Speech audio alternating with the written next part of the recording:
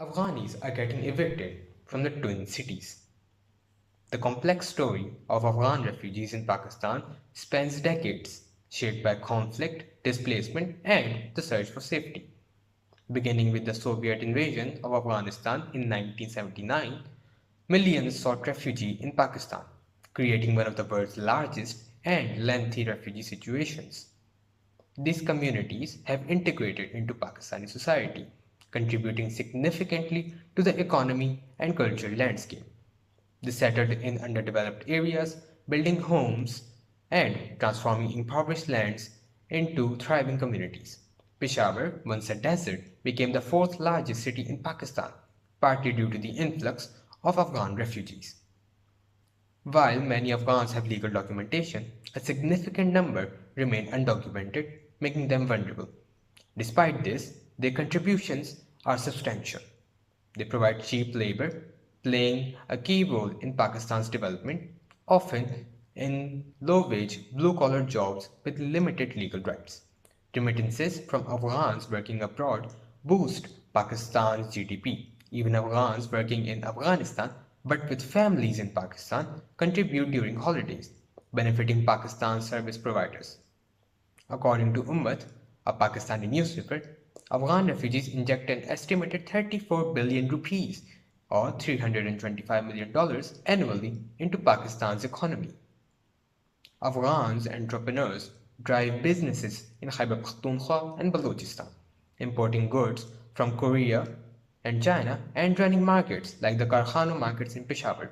Their business activities and bank deposits benefit Pakistan's financial system. International aid for refugees also creates jobs for local Pakistanis.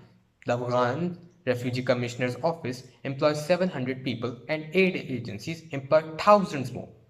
These economic benefits are significant, even with the challenges of undocumented status and resource strain. Now, this complex situation takes another turn. The government's plan to relocate and repatriate Afghans from the twin cities raises serious questions about due process, humanitarian concerns, and the long-term impact. A leaked plan reveals a phased approach.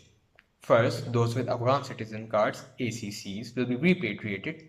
Next, proof of registration (POR) cardholders will be relocated, with deportation delayed until June.